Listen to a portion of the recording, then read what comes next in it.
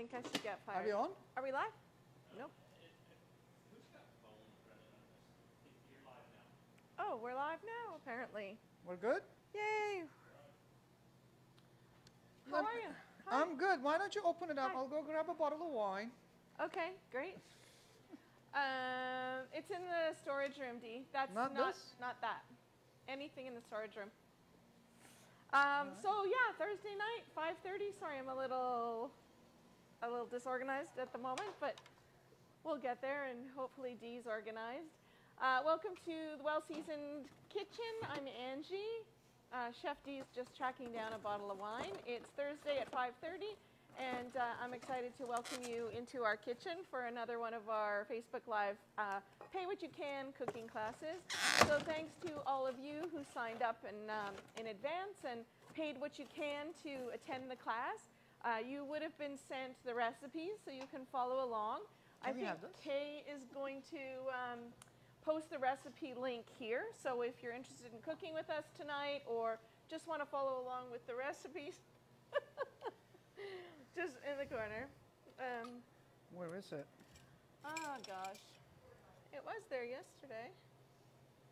Yeah, so if you want to follow along, download the recipes, print them off, and you'll be able to watch Chef prepare the recipes in real time, and then you can make them in your own kitchen when you get a chance. Oh, you found it. I'm just going to shut my mouth and open a bottle of wine. Somebody's slacking on the job. I know. I was so busy this afternoon trying to catch up on some paperwork. I forgot to get some wine out. So excuses don't matter. I don't listen to excuses. Don't listen to excuses. Either job is done or not. And if it's not, yeah, just go write an email. Yeah. Okay. Yeah. So thanks for doing my job for me, Chef. I'm not trying to give you a hard time. Oh, I think you are trying to give me a hard time. Oh, no. So what did you choose from the storage room? I choose the Firefighter Reds because the rest was white and I don't want to drink it warm white. So we're going to do a favor to firefighters tonight. So the Langley Township Fire Department Charitable Society is having a fundraiser. They are raising money to help pay for the build of the Langley Hospice. And so they are selling wine by the bottle or by the case. And the proceeds from the sale of the wine will go to their fund, their Charitable Society fund. And that part of that money will be used to help create the new Langley Hospice. So this is the 216 Red Blend. This is from Bordertown Vineyard in South Okanagan, and it's a really nice, really big red that should be really delicious with the food that Chef's creating tonight. I want to switch stations with you. I just want to sit there and drink this wine. We should do that for fun once. Just sit and drink? No, this is not sit and drink. I get to be Angie and you get to cook the food. Oh, and I'll cook the food? Okay, we could do that one day. That'd be I'm kind still of getting fun. paid though. Just. All right, so let me the job of drinking open it up. The wine is not a big paying gig, trust me. You got the wine. So you guys have been asking for a little bit more sort of Mediterranean type food, and this is you know, a dish that I think of when I think of Mediterranean kind of fast food or whatever is a falafel, and most of us have probably had some good ones, some mediocre ones, and probably some really terrible ones. In North America, we're used to having them like in a pita wrap with shredded lettuce. Best lunch ever. Yeah, shredded lettuce, tomatoes, and some hummus or tzatziki or both, and some hot sauce. And saucy culture. They just sauces. Can't get enough of sauce. It's not ranch dip on there or anything. It's still sauce. The food composition needs a lot of sauce. But here's a fun fact. I'm from Middle East. I grew up there. I lived there 25 years, and I never had a falafel until I came here. Really? I think it is a little bit, it's not in my culture, obviously, but I think it's a little bit more like down the, you know, the Israel and Lebanon and around that area. It's a little bit more common. It is a delicious thing to eat. It just has to be fresh, and I'll show you today. And the first time I made a falafel today, did you know? But apparently it works. It works. That's a great recipe. He surprised himself today. He's like, damn, this is really good. I really enjoy this part of my cooking right now. Like, whatever I do, it actually works, and it works really, really good too. So I'm also enjoying that part of your good, cooking too. good. The whole store is actually. We're cooking a lot of lunches and a lot of good stuff. But anyway, it is a delicious thing to eat, and the falafel itself is just a filler for your sustenance during daytime. Just a little grain nutrition value. I don't know about that, but like compared to what an egg is what I'm trying to say. Of course, there's nutrition in chickpeas, but it gives you a nice full feeling, and you get to eat tons of vegetables with it, which I do love. Well, falafel's fried, Yeah. typically. You can bake them, but let's face it, they're not as good when they're baked. So they're fried, but I feel good after I eat falafel. I don't feel really full and bloated like you would if you were eating, you know, like a Subway sandwich or something like that. Well, Subway sandwiches. Okay, let's not talk You know about what I Let's mean. not say But- brand names, but because of it's light. Yeah. It's a lot of vegetables, a lot of texture. It's fun to eat. It's not exhausting on your system. Like in a wrap, what do you get? Like 3, like a little size, or 4 of them in a wrap. I usually get them to add it to my chicken wrap just so I can bulk it up, so I don't have to eat so often. So That's what all the inconvenient. Mother Nature does. You people are on schedule. A lion or a tiger is not. They just eat when they're hungry. Like you. Yeah. But anyway, so it's a great, and also there's so much fun textures and flavors in there that complement each other by nature of how it comes together. It is a great lunch item. I wouldn't eat for dinner. I wouldn't eat it or serve it as a canapé or whatnot. But in a wrap with the fresh bread, if you can. If not, tortilla wraps are just fine. Or on a salad. You can have it on a salad. Yeah, If you're not doing the wraps Yeah. or the bread. Yeah. Sure, yeah. I mean, you can wrap it up as salad, butter, lettuce, or whatever. Absolutely. But it is a fun thing to eat. It is a tasty thing to eat. So that's number one. Is the falafel vegan? Is your recipe vegan? My recipe is vegan other than the yogurt that we're going to put On the side. On the side. And vegan is so Okay. hot right now. So this is obviously, a right? good option for people who are vegetarian or vegan.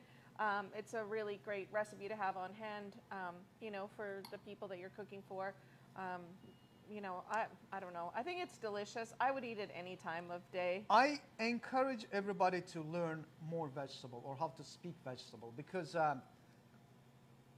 again, their nutrition value is not as, not nutrition value, nutrient density is not as shellfish or red meat and whatnot, but they are so much fun. And there's so many textures and so many flavors and so many variety that you can lighten up your food, introduce some vegetables into your diet, and raw cooked form, they all go really, really well together. So I encourage everybody to learn some vegetables. And tonight, I'm going to make a Tabouli salad, which is we have a version of it in Turkey, but again, this is more of a Lebanese, Israel, and down there it's a bit more common. And I'm really excited about What's it. the grain in your tabbouleh? Bulgur. Bulgur wheat. Okay. Bulgur is the traditional. one, Yeah, and it's a parsley salad, but I'm cheeky. I like to put some mint and cilantro, so you got a, popping tabouli. Yeah, I love tabouleh salad. And it's a really good accompaniment on the wrap with the falafel. I like it all I put together. it in it. Yeah. I just roll the whole thing. I don't need 14 different, things on my plate. One super delicious thing. I just grab it. I can have it on the go. And wraps, I mean, especially this composition of this wrap, is I'll tell you, is as successful and as good as a hamburger. Yeah. That's the beauty of it. That's why whatever you do to it or whatever you like you put in there, it ends up tasting like a falafel wrap. Or such as paella, same thing, right? It's a strong food concept, or a burger. Whatever you do to it, it tastes like the original thing. So this should be a staple in your repertoire. And it's super easy to make. I was so surprised. I think it's really easy to find in Vancouver more than out here. There's a couple places that make falafel here, but they're not fried to order or fried fresh. There's some places in Vancouver. When I was younger, growing up, I guess, my dad always loved falafel. He would always, seek out. Really? Yeah, he loved it. That's all. He would seek out the, his favorite little falafel joint. And I wasn't such a lover of falafel at the time. I found them to be really dry, and the texture for me wasn't working. So I would have the chicken shawarma. So this now, these flavors, the Mediterranean flavors, the chicken shawarma, the falafel, the Tabouli salad, the hummus, all of the, the garlic sauce, all of that are some of my most favorite things to eat. Yeah, absolutely. I love it. And the reason why you had bad experience is Pino, from Chippino's chef, said the best. There is no Italian food, there is no Spanish food, there is no Greek food. There is good cooking and there is not as good cooking or as competent cooking. So in a matter of a good cook that puts the actual care and work in it and just does it fried to order, it will taste delicious. Yep. It's not the recipe itself. The recipes work. It's the people who's executing them that just like makes all those adjustments. So you just probably had a bad experience. So, but I'm going to show you the tip-top version tonight. Cool. So if you're watching or cooking along with us, if you have questions during the class, feel free just to type them into the comment bar. I'll relay your questions or comments or commentary onto Chef. No after hours emailing, please. I don't take requests. I'm like, he takes requests. yeah, I from do. me. It's a part of the job. No, I take it from everyone, but I don't like it. I'm just telling you. He loves it. No. He loves it. He's just being like a tough guy. It's Yeah, not right? true. What's more awesome than going home after just working 10 hours or 8 hours, 5, whatever you do. It's just like, I'm just like sitting and keep on working. And then getting a text from me, do this, do that. What about this? Don't forget I've this. been there, done that. I don't care. I'll execute anything. Anyhow, this wine is really delicious. It's actually very, very really good. good. So that's, if it's good for firefighters, I mean, we might as well, just. might it as well. shouldn't- And it goes to a good cause. So, it's a win-win for everybody. So let's get cooking. I'm excited for this. Michelle's still here working. The store's almost closed. Michelle's going to be excited for a little falafel too. So I'm going to grab David a glass so he can have a glass of wine. And, All right, I get we'll to get work. to work. All right, so first things first, we have to cook our tabouleh for our, we have to cook our bulgur for our tabouleh. So that's going to take the longest. And I'm just going to start my oil in like medium-low heat, so it should start to get, warm up a little bit. Now, here's a little bit an awkward grain for North America. This is not very common. This is just literally just cracked wheat berry. We eat tons of it in the Middle East. If you're piss poor and if you can't afford anything, this is a staple on your table in Middle East. It's an incredible, it's an incredibly delicious thing to eat. Acts almost like a couscous, but couscous is a pasta and this is an actual wheat berry. It's a similar texture, though, to a couscous. It is a very similar texture. Absolutely, I do agree with that. But now, the only way that North America uses this is just this method, and I'm going to show you this method. They just pour hot water on it, and then just use it in things just like you would boil your quinoa and this and that. But there is way more delicious ways of cooking this. We might cover it in the future episodes. Or you might want to buy the March, what meal? The Turkish meal? Oh, yeah, is it the... That's the lamb. I will cook this almost like a risotto, like it's in the Istanbul tavern style. Meyhane usulü, we call it in Istanbul. Like they would do in the drinking places with a lot of harissa and onions and a lot of herbs. It's going to be, excuse me, almost like a wet sand kind of a consistency, but super delicious. But that's later. Today we're just going to stick to the basic white method. Boiling water. Now whenever you're just cooking your grains with water, salt your water rather than putting the salt in there. Because when you taste your water, if it tastes good, that's how your grain is going to taste like. It has to be pleasantly salty, not aggressively. Okay? So that's number one. Number two, if you don't want a clumpy bulgur wheat, grab a little bit of olive oil, just a teaspoon or just a tablespoon, and let's just rub this around. Now, if you want a bright yellow color, you can put a little bit of turmeric in here. But that's in your imagination. I'm just going to do the very basic version. What I'm looking at is my water is vigorously boiling. I'm going to pour my water until it, and shake the pan, until it just barely goes on top of the surface. So that's what we're looking at. And that ratio goes with your couscous. That ratio goes with your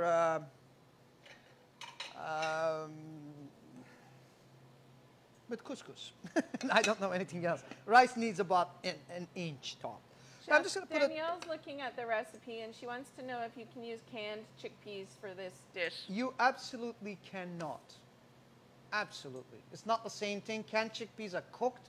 You will have a paste rather than a coarse crumb, and it's not going to work. Now, what I would like to encourage you to do so is buy a larger chickpea variety. Canadian chickpeas tend to be small. I don't know why. Buy a larger chickpea variety when it's in its dry form and put it in copious amounts of water, maybe 4 or 5 times the volume of your chickpea amount of water with a teaspoon of baking soda. And you should give it at least 24 hours. If you do not do that process, this recipe is not going to work out. And that's just, there is all to it. Because once you, this is not cooked, this is just hydrated. Once you grind this, it will turn into a coarse chopped grind. What you do is going to, if you use canned chickpeas and cooked chickpeas, it will turn into hummus consistency, and you cannot fry that. It's going to fall apart in your fryer. And I'm going to receive those emails, and you know, which I don't want to. So no, just well hydrated over 24 hours. And no canned chickpeas, please. So that's that. Now my bulgur, as I would like to show you, instantly soaked up all that water, and it's actually cooked. Okay, but I'm just going to give it another minute or so. Now my other components of my salad, it's a parsley salad, but I'm using cilantro and mint for extra pop and deliciousness. Okay, these are just like really coarsely chopped herbs. Obviously, use a very sharp knife. Your herbs are not stained. You know, just we all know how to chop herbs, right? I'm assuming we do. Better tell him, Chef. So whenever you're just chopping an herb, or whenever you're using knife, it has to be sharp. I always get the questions of what kind of a knife do I need? Do I need this newest knife that doesn't need sharpening? Here's the truth. You need only one knife that feels really good in your hand, and the sharpening stone, and you need to learn how to use the sharpening stone rather than buying more and more and more knives. Just go to the knife store if you don't have one already that you really, really do love. And you don't need to spend too much money. Like, come to Well Seasoned and pick a Victorinox. Victorinox, these knives are incredible for the bang for their buck. This is probably like 60 bucks, 70 bucks. It's softer steel, which means that it sharpens like just with a touch of a, you know, of a whetstone. And then get on YouTube, or hopefully we will have some classes on knife sharpening here, and then I will show you how it's done. But get on YouTube and learn how to sharpen a knife, and then you fix the problem once and for all for the rest of your time, which is an excellent thing to do. But yeah, this will set you back about like 60, 70 bucks, whatever it is, I don't know.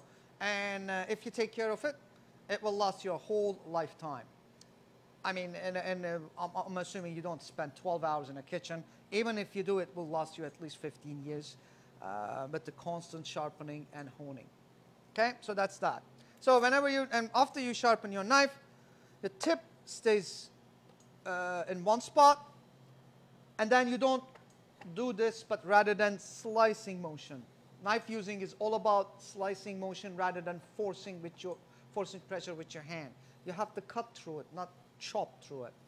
I mean, there is chopping through it also, but cut through it is the best practice out there.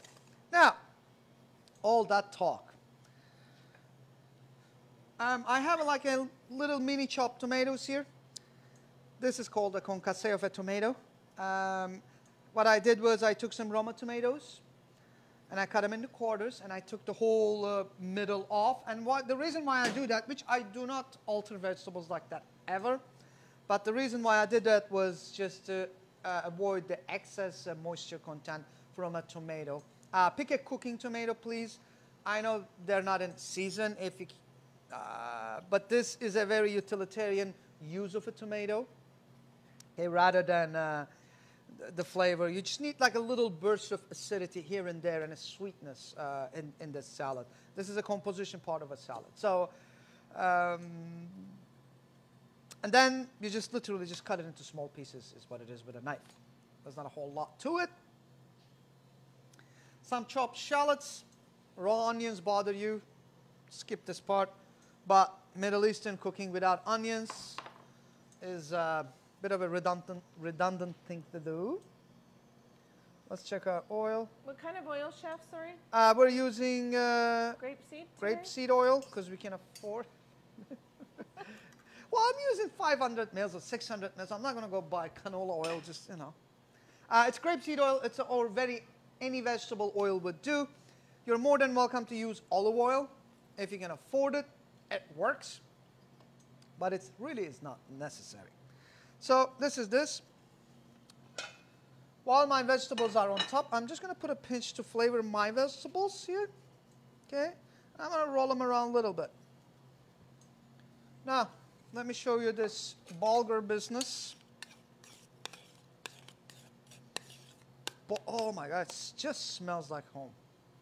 Okay, I'm going to get my bulgur in here also.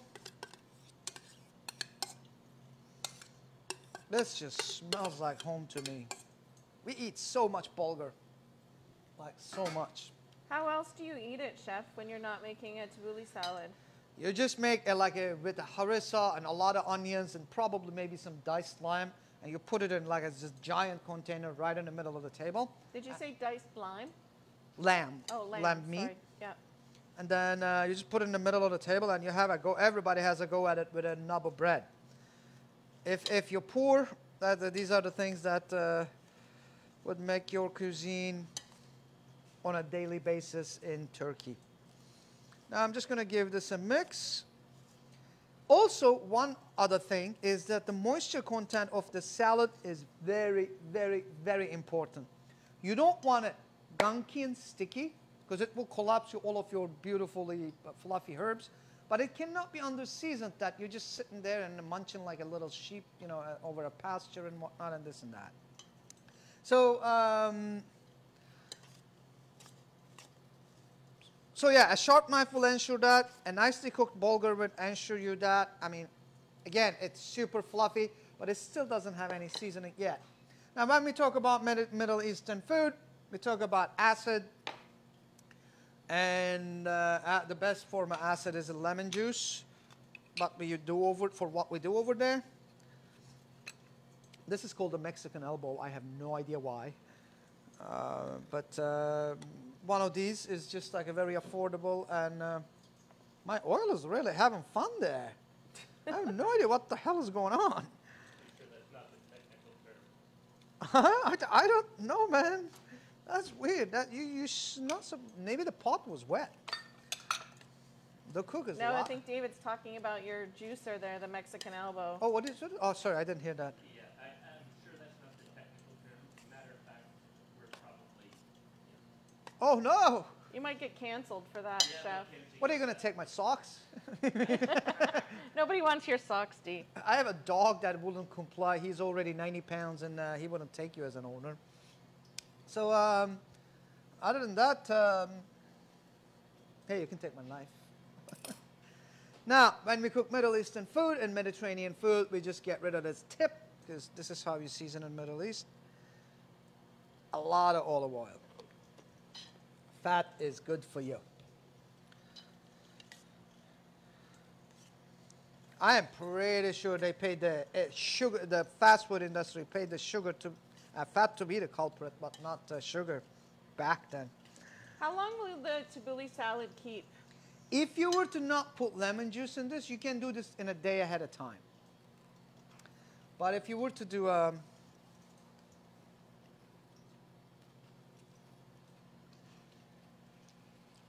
One more pinch of salt. Get rid of your soiled spoon. Nobody wants your double dip, especially during 2021. And then I'm going to add one more lemon juice, half a more lemon juice. Again, all these ratios completely depend on how juicy your lemons are. As a responsible cook, the only thing you need to do is just to taste your product. So I think that to some people look like a pretty generous amount of salt, but there's a lot of wheat in there. There's a lot of bulgur in there, and it needs to be seasoned. Well seasoned, actually. Yes. Finally. Finally, he's catching on. Absolutely. That is delicious, by the way, just so you know. My God, I'm going to put this to the side.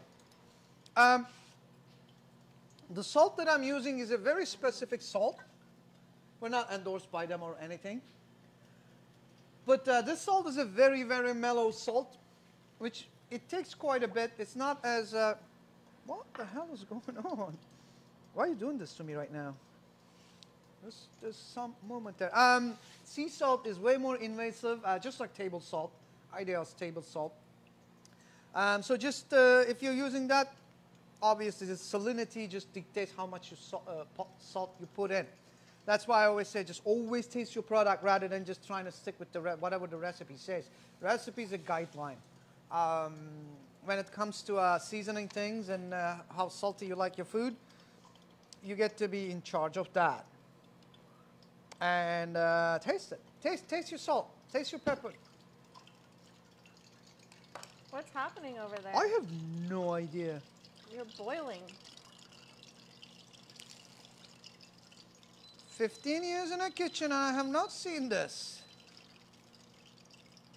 Dear supplier, are you mixing some water into the oil or what?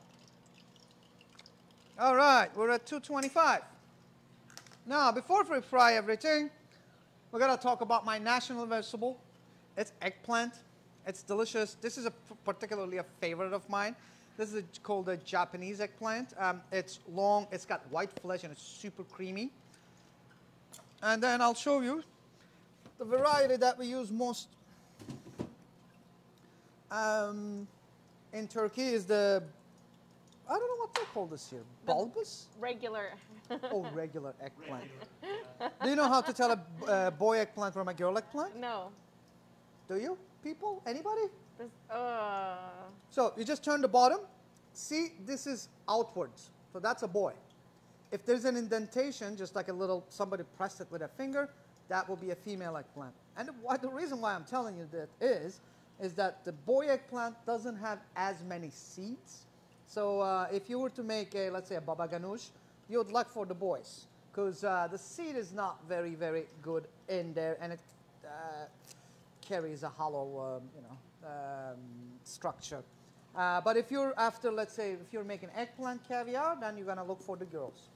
There's a little trivia bonus for you. That's a pro tip right there. That is a pro tip right there. Man, you just like are a wealth of information. Prosper, please. I'm sorry, I've been listening to hip hop. The Japanese eggplant isn't as easy to find, I find. It's not as readily available as the regular eggplant. Absolutely not, but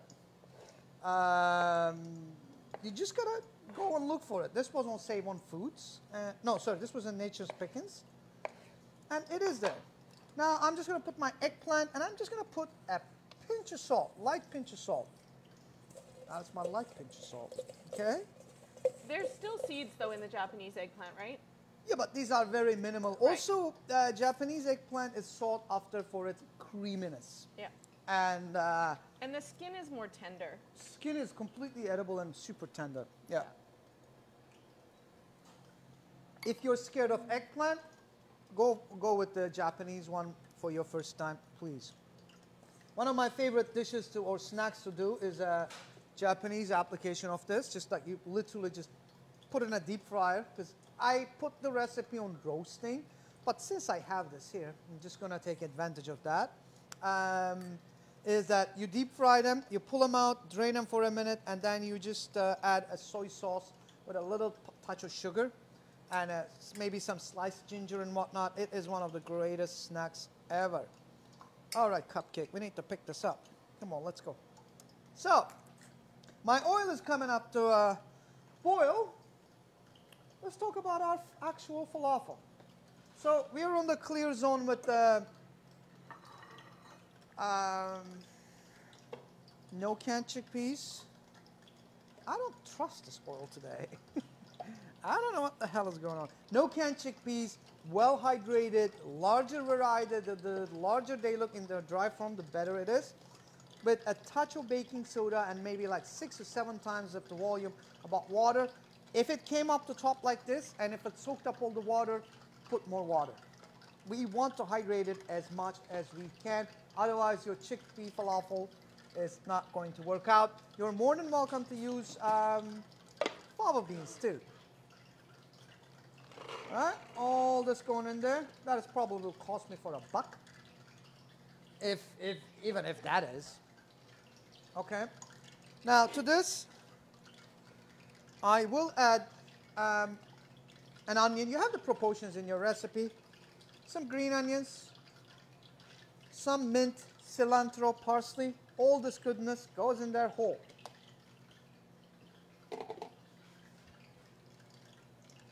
And then to this, I'm going to add a little bit of flour to bind it. Now, you got to be very careful with your flour because if you put it too much, it can eat gunky. If you don't put enough, it might fall apart in your fryer. So that's very important. So just please take time to measure that properly. And then one of my favorite condiments in the kitchen is roasted garlic. You just literally just take a bunch of garlic, peeled garlic cloves, and poach them in hot oil. Like hot being like 200 Fahrenheit, maybe like, no, actually, let's just drop that to 150, 160 Fahrenheit until they're soft and lightly colored.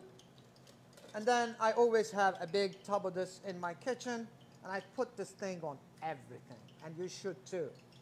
So I'm just going to, and when garlic cooks, it becomes so sweet and so mellow and so sumptuous that it is, because you know, garlic flavor is great, and a little bit of oil as well, so that we have that beautiful, beautiful garlic flavor all over the place. I wonder where my oil is at. All right, I think she's out of moisture now, so she's not going to freak out on me. Perfect. I'm around like 300, so that's a good place to drop your eggplant. It will fry instantly. Don't do that. Please do them one by one. Open frying is a very, very dangerous task in a kitchen. You should take time to pay attention to it. Please don't be drunk or you know, or going through a stressful time while you just open and deep fry. I don't know if you can see this, but it looks beautiful and it's just bubbling away. So there's nothing on there except some salts, right? Absolutely. We have like a complete symphony of flavors coming at to us within our wrap. Therefore, we're just doing basic cooking of them with just a little bit of seasoning, so it just sings at the end. Now, while that is frying, I'm going to turn my food processor on. To this, I'm going to add a nice pinch of salt. Okay? You can use cornstarch or potato starch to stabilize your mixture. Absolutely. But, you know, flour is the traditional method. And I'll show you the texture in a second. I'm going to add half a lemon juice because lemons are life. Lemons are life? Is that what you just Lemons are, you think cheese is life? Lemons are life. said? No, cheese is life. Yeah. I'll fight you. I won't fight back. Sorry. Any questions? No? No, everybody's very quiet tonight. Why? I don't know. They're obviously enthralled by your falafel situation here and your fried eggplant. Oh, man. All right. Say something. Make a comment. Leave a comment. I mean, they look like so good. I mean, this is... Have you ever had the Japanese style eggplant? Yeah, it's delicious. Oh my God! You get some miso paste. The sweet soy sauce that they serve it with is like ridiculously addictive. Yeah. And yeah, I love that dish so much. It's and also eggplant. I have more than 50 ways to cook eggplant, by the way, just so you know. 50? Yeah, more than. I make an eggplant jam. I feel like there's a whole challenge that needs to go down here. Oh no, another pineapple, the black box thing. You know, No, I think we need to go through like a couple of nights of like eggplant palooza. Yeah, you can make jam with it. You can make a whole lot of things with it for sure. All right, I'm going to show you the texture of this. So Sarah said that she's in Saskatchewan, and she says that her local Syrian cooks, they use a meat grinder rather than a food processor to break down the chickpeas. Have you seen that technique, Chef? Absolutely. It's called being poor and not be able to have a robo-coop. Listen, that is a traditional method, but just because we didn't have fancy equipment, and this is just literally country cuisine. So, as you can see, how beautiful that eggplant looks. You think fried chicken is a thing? Oh my God. Pinch of salt again. Lightest pinch of salt. Yeah, exactly. So, coarse kitchens in Syria, Turkey, whatever it is, you know, good like cooks, they can afford like a lot of equipment. And yeah, anything goes.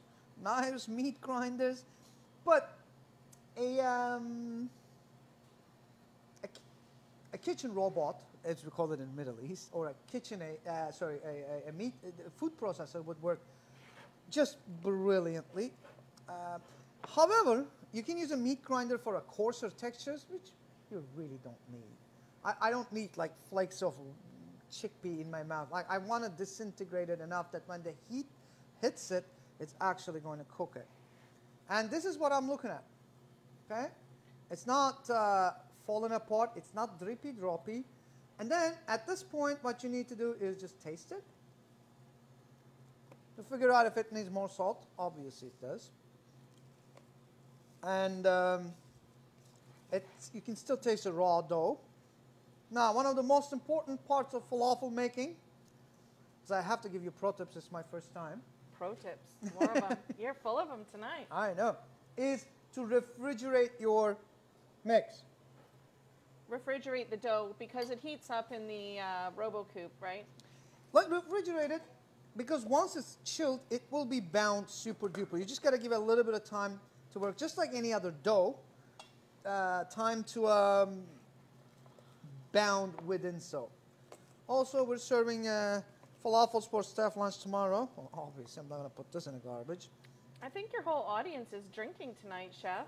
Jillian's having wine, and Nina's having gin and tonic. Deborah says we should do a 50 Shades of Eggplant class. Let's just keep off the booze for a second there. David wants to know what time is staff lunch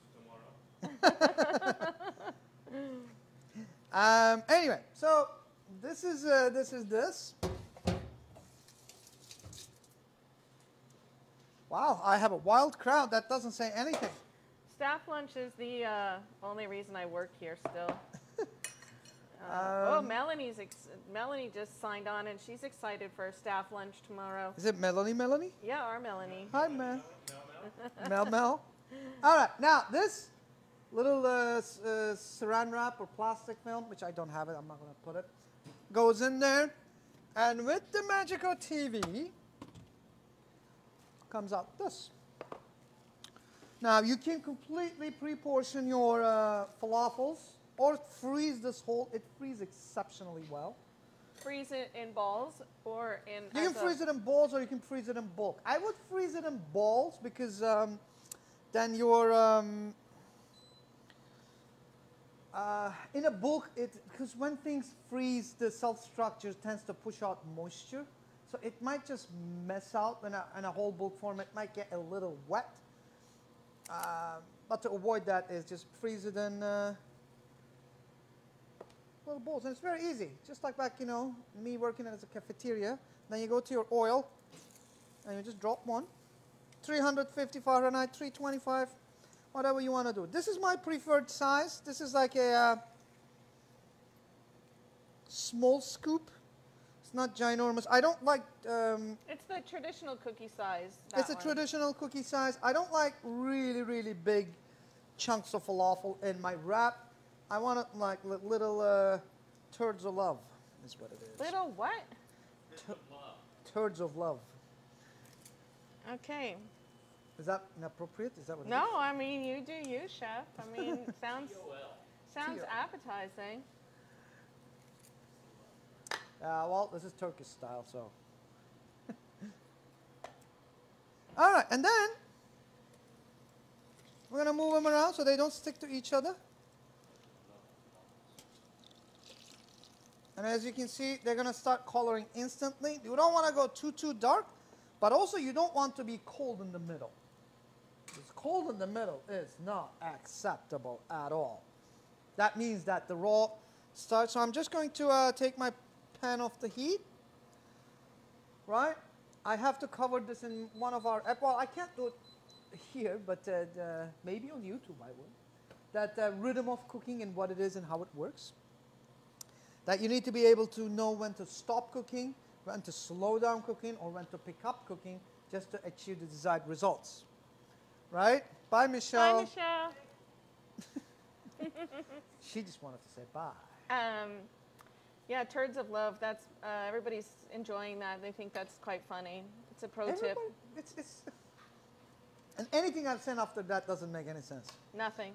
Actually, most of what you said before that didn't make sense either. Let me tell you a little story. Let me get this wilder. We just landed on Mars, right? Do you want to go there? Oh, yeah. Anyway, let's not go there. Chef is excited about the rover landing on Mars. Yeah. Billions of dollars. Billions of dollars they have in the project. Some of the smartest people, I'm assuming, on the Earth is in charge of it. They take the rover and just make this really weird, they draw this weird shape by accident. A penis shape on the... Oh man, she said it. There you go. On the surface of Mars. Yeah, so it doesn't matter where we're at. Yeah, I think it's about fertility. You know, it's just it's not the sexual context of it. It keeps the life going, is what it is. Let's stop that conversation for a second. Oh, we're done? We've done our little trip to Mars. And then you gotta have the yogurt sauce, or as you people would call it, tzatziki or vaziki or whatever the hell it is. As you people would call it. Well, when we talk about cacık or haydari in its original and proper name, I can make 20 different varieties depending on the pasture of where they're from. So to me, it's a little bit more, I mean, look at that, man, come on. We barely done work. We just soak chickpeas, put in a grinder, and then this happens. Right? So let's just check where the oil is. Now it's down, so it's frying a little bit more appropriately. I'm around like 250 Fahrenheit or so. So the yogurt, sorry.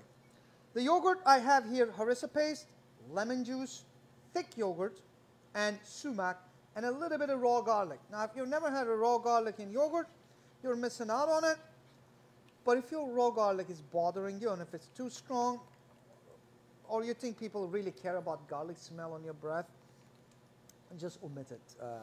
Everybody's wearing a face mask now. It doesn't matter if you have garlic breath. No one can smell it. If you don't like garlic breath, you're out of my life. That's it. That's it. And as an employer, as a partner, as a friend, just go to hell. I mean, I don't care. I'll keep the garlic. Just let me put that out right now. I'm like, now with your yogurt, again, we need to taste this to make sure that it's well seasoned. Look at him working hard tonight. Huh? She works hard for the money. Yeah. All right, so now obviously to this, a homemade pita bread is great. Absolutely, take the time and make it. But considering most people's bread making skills, I think tortilla wraps are a great convenience for the price that they come in. Tortilla wraps, I always have it, again, we talked about this with my phyllo dough and puff pastry and tortilla wraps are part of my freezer. I think pita bread is a really good way to start making bread. It's really easy. You get almost a guaranteed good result from it. Yeah, well, the guaranteed good result being, yeah. Well, I think a lot of people have started baking more since COVID. They're making their own sourdough and all that kind of stuff. So pita bread, I don't think, is a big stretch for a lot of people. Absolutely. It's not the hardest bread, but then bread making, fortunately, it takes skill and experience, and it should. But even another exceptional result is a great result in bread making, and it's very satisfying. But commercially, we have these, now we're reading food labels, right? Right. So we care. Now people who produce food stop jamming it with chemicals and preservatives, but turn to the very core of it. I'm going to put these tortillas to be warmed in the oven for a second there while I talk to you. And then I have a little raw vegetables here. I'm just going to put a pinch of salt just to mellow them out. Okay. So, so that right now we can have an access to actually really natural bread, because wheat starch after it's cooked freezes beautifully and it comes back beautifully, that it becomes a great convenience. Tortilla wraps are wonderful. You can make breakfast scraps, dinners. You're going to cut them into quarters and char them on a stovetop if you have open fire, and they turn into triangle tacos, I guess. Have you used your tortilla press yet, Chef? Not yet. Chef got one for Christmas. Yeah, so. the Mexican Santa dropped one off, late due to COVID. Yes, obviously. The borders are closed. But not yet, but we're going to have it as a staff lunch. We'll probably do a... Taco day. Not a pork shoulder day? Have you ever cooked pork shoulder a la minute? Like, just like, not a la minute, but like... Yeah, pork steak is cooked, Not steak, pork shoulder. Yeah, it's it's a pork butt that's cut into steaks. Yeah, and it's wonderful. Yeah. You just marinated it in this like deep chili flavor with a brown sugar and some acid, and then you just like literally grill them on a very hot surface for about a minute, and then you chop the whole thing so it doesn't eat chewy. Oh man, it's just one of the world's wonders. Anyway, have tortilla wraps. If you can make your bread, that's just great. So Chef, Barb's asking about a bread making lesson, and you and I have talked about this a lot. It's not a class we can do in an hour on Facebook because of the preparation and the resting time and the rising and the proofing and all of the components. It's a longer class than we can do. So, bread making, Barb, is a labor of love, and you have to attend to it from its beginning to its end, and it has to be taught by a very knowledgeable person that actually knows what the hell they're talking about. It is a complicated process due to its simplicity. So it is doable to be doing in an hour, but in my experience, even in my 3-hour sourdough classes, a lot of people just has a lot of questions, because you have to understand the theory how flour, salt, leaven, or yeast of whatever you're using, and water works all together, and how that interconnected relationship just like plays with different variables that surround you, it being heat, the ambient moisture levels, the temperature of your room, and whatnot. The bread sounds super easy on a recipe card, but you have to gauge everything right for an exceptional piece of bread, and that is incredibly difficult to be able to display in an hour, and that's the reason why we haven't done it. But come September, we're all going to get vaccinated, and we'll get you all in here at Well Seasoned in Langley. And then we should have a Saturday or Sunday whole day bread making school, actually. yeah. That you can come in, attend the whole process from start to finish. I think you people are ready to eat, aren't you? I'm starving. Borderline hangry. Yeah. Angry part you can hold on to. But let me wrap. Yeah. Wrap it out, Chef. I have just listened to the thong song for the first time, 2 days ago, from Cisco. Yeah. I don't listen to rap, so I have no idea. But it was scandalous. It was very impressive. Scandalous, the thong song. It was good. It was good. He was a good chap. All right, so my tortilla is just wonderful. Look at this. Steaming. It's all gelatinized. We're going to make 2 of this. But first, let's feed Angie to this. I don't have an actual lemon on me right now, so I'm going to apologize, but I have like a little bit of fresh lemon juice. I'm going to drop it on my vegetables a little bit, just to give them a little accent. Again, this is Middle Eastern cooking. Lemon is heavy. Now, first things first, the harissa yogurt with sumac. Not too much. Not too much. This is well-cooked, confident food. All of our moisture levels are there. We don't need to put a lot of sauce. We're not insecure. It's fresh. It's delicious. And sumac's what's given it that pink color, right? Yeah, oh, absolutely. Maybe the harissa too a little, but... Harissa and the sumac, that was going to give you that red hue. Are the eggplant crispy? No. No, Eggplant they're still soft. Yeah. Al dente eggplant is not acceptable. You want it as mushy as it can get. Yeah, I meant crispy from the fryer. They're not. No, not at all. And then I'm going to take my daikon. Now I'm just going to pull these in pieces. A little bit of daikon. Sorry, in this bowl I have a little bit of daikon, which is a giant radish. I have a little bit of tomatoes, shaved fennel, but it's all its wonder. My eggplant is down, my harissa yogurt is down. Then I'm going to go into my tabouleh. Is the harissa spicy in the yogurt, Chef? Harissa by nature, it is spicy. It varies on spice levels, but this one is not aggressively spicy. Harissa is a chili paste, not necessarily every chili is spicy. Okay, I mean, look at this.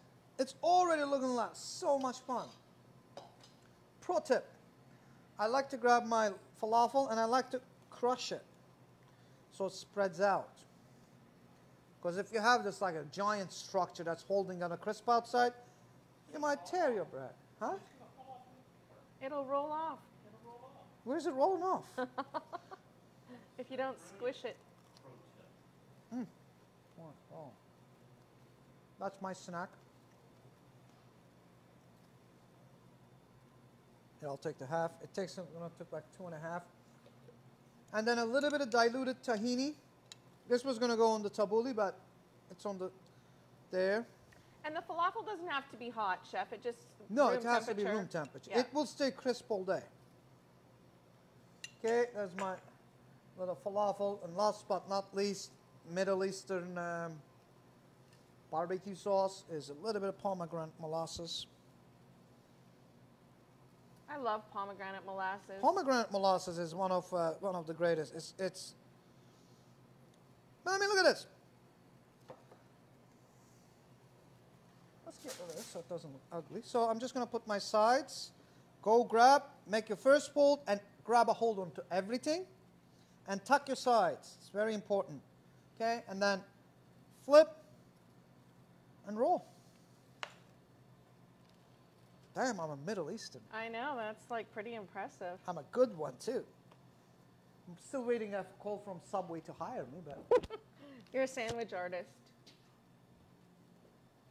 So, Chef, we've had 2 requests tonight. Deborah would like to do fresh handmade pasta in a class, and Nina would like to do Mexican food. So we've had previous requests for like a really well executed pasta dish, like a cacio e pepe. Pasta is an endless pit. It's just such a complicated subject. It's very hard to cover. Generic pasta is easy, but again, we should have a little school of it if I was to do it properly. But could we do a quick pasta class one evening? Absolutely. You know what? Let's just do it. Next week we'll do Next pasta. week. We'll do pasta. I'll show you how the pasta dough works. I'll give you one recipe that's going to cover all of your curriculum of pasta. So you don't need 18 different recipes. If you're charging, you know, just $25 a plate of pasta, then you will need different recipes, but home cooks are not going to. Tabouli is there. All right. So there you go, Deborah. We'll see you right here next Thursday for the Pasta Palooza class. Or pasta class. Yeah, we'll do maybe a couple simple sauces to dress the pasta. That'd be really good. All right, Angie, are you ready for this? I'm ready. Are you? I've been doing this for an hour already. You've been ready for an hour? There we are. I mean, it's a beautiful thing to eat. Look at this. Let's just roll this. Again, tuck everything in, roll over. Keep it tight. I'm not sure I want to actually eat the whole wrap on camera right now. I'll feel like cut it just on an end up wearing angle. half of it because that's how I do things. Look at this. Yeah, that looks so good. Vegetables, chickpeas, and well, there you go. I know, I'm excited. You can do a knife and a forker? Nope. This is for David. I'm getting in it. Monsieur. Thank you, sir. Of course. Oh my God. Isn't it delicious? I'm eating now, and I'm already looking forward to lunch tomorrow. Chef, Bob was asking what makes the last tahini that you're putting on there. What are you diluting it with? This just has a little bit of water and lemon juice. But again, it depends on your tahini. If your tahini was packed 3 years, this is mine. If your tahini was packed 3 years ago, and it was a really good quality tahini, it will split. The bottom part will become a paste. But if you're buying a little bit more generic tahini, then it will be in a liquid form. All we want is that peanut buttery mouthful of tahini with that deep, you know what I'm talking about. When you bite into, like, just grab a tablespoon of peanut butter, put it in your mouth. But we're looking for that. So this one was thick, so I had to ease it up for saucing purposes. And I use a touch of water and a little bit of lemon juice, that's all. Okay, you guys. This falafel, you have to make this. It's really delicious. The veggies are so fresh. The bulgur salad everything is just really delicious. I love all these flavors. And you'll feel really good after you eat this. You're not going to feel weighed down like you ate a bunch of fried food. Absolutely. So when you cook, you are after the perfect execution of simplicity. And that is what it is all about. Okay? It's about making your tabouleh really right, with the right moisture level. It is about putting the right amount of flour that you're not gunking in your falafel. It's about frying your falafel at the right temperature and the right time with a clean oil.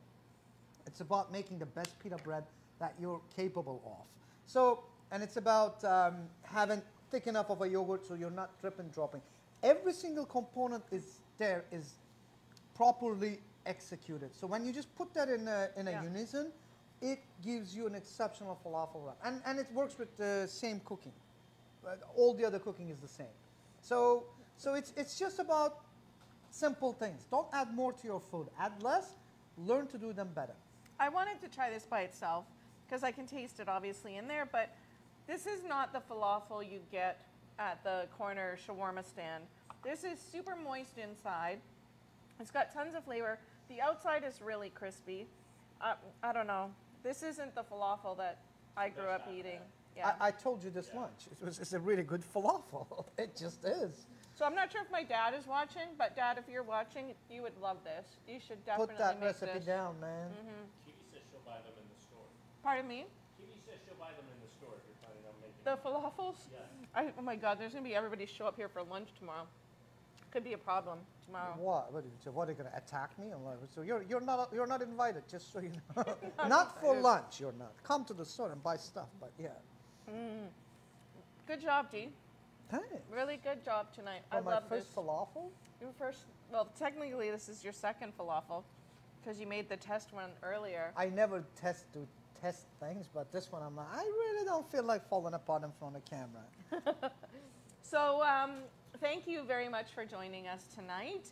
Yeah, thanks for being here every week. Actually, it's a fun evening for us. We spend the whole day together, but we're working, and this is more kind of. I mean, we're still working, but we don't drink as much during the day. As much? I don't drink when I work. Yeah, sometimes. Right now. So thank you very much for joining us tonight. Next Thursday night, Deborah just convinced Chef to do a pasta class.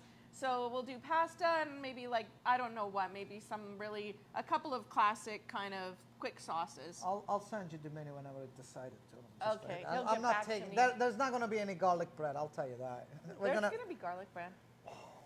Actually, we should for the heck of it. Yeah, can we get some dipping sauce too for it? Yeah, get some chipotle, brown sugar, and like onion powder, and mint Oh, no. No. But you know what? Let's just make a kick-ass garlic bread just to annoy Italians. You know, Okay. I like annoying them. That's good. We're going to go all in with all the carbs next Thursday night. Garlic bread and pasta. I can't wait. Okay, so have a good rest of the week, you guys. If you need the recipes or have questions while you're cooking, not while you're cooking, obviously, but if you have questions about anything we did tonight, you can send an email to askachef@wellseasoned.ca, and one of us will be able to answer your questions. He does answer the questions, believe me. So feel free to send us an email. But otherwise, don't forget to sign up for next Thursday. It's pasta night, and we'll look forward to seeing you both, or we'll both look forward to seeing you all there. So cheers. Cheers.